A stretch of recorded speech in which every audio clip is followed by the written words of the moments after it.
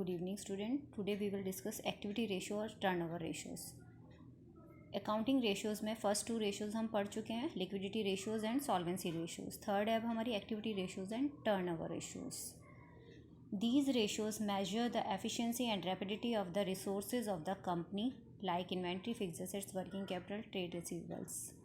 ये रेशियो क्या मेजर करती है? एफिशिएंसी चेक करती है एंड रैपिडिटी की रिसोर्सेज को कितना एफिशिएंट है, कितना रैपिडिटी है, कितना मतलब रैपिडिटी मीन्स कितना आपका रोटेट हो रहा है. कौन कौन से आइटम्स आते हैं इसमें? Like inventory, fixed assets, working capital and trade receivables. First इसमें इस पार्ट की रेशियो आती है inventory turnover ratio. Cost of revenue from operation और इसको कॉस्ट ऑफ गुड्स सोल्ड भी बोला जाता है अपॉन में एवरेज इन्वेंट्री. ये रेशियो आंसर जो आता है टाइम्स में आता है हमारा इसका. Cost of revenue from operation और कॉस्ट ऑफ गुड्स सोल्ड निकालने का क्या तरीका है? COGS शॉर्ट फॉर्म है कॉस्ट ऑफ गुड्स सोल्ड की. Opening inventory plus purchases plus carriage plus wages plus other direct charges minus closing inventory. Opening inventory means opening stock और closing inventory means closing stock. दूसरा तरीका, अगर ये items आपको given नहीं हो question में तो आप इस तरीके से भी निकाल सकते हैं. Revenue from operation, revenue from operation होता है sales minus gross profit equal to आ जाता है आपका COGS. इफ़ क्वेश्चन में अगर ग्रॉस लॉस है तो ग्रॉस लॉस हमारा ऐड हो जाएगा, revenue from operation plus gross loss. अब अपॉन में है हमारा एवरेज इन्वेंट्री. एवरेज इन्वेंट्री हमारा निकलता है opening inventory plus closing inventory divide by 2. किसी भी चीज़ का एवरेज जब हम निकालते हैं तो 2 से डिवाइड हो जाता है.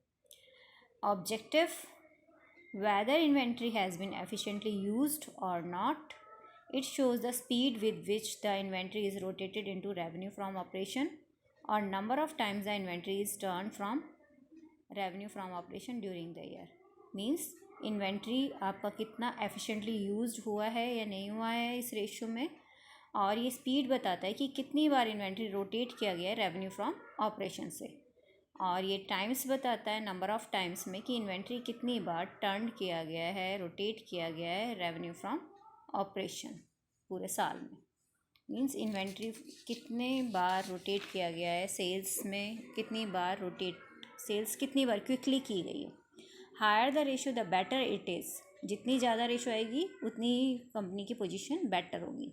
Since it indicate that inventory is selling quickly, और ये शो करता है कि इन्वेंट्री जो है time to time quickly sell की गई है.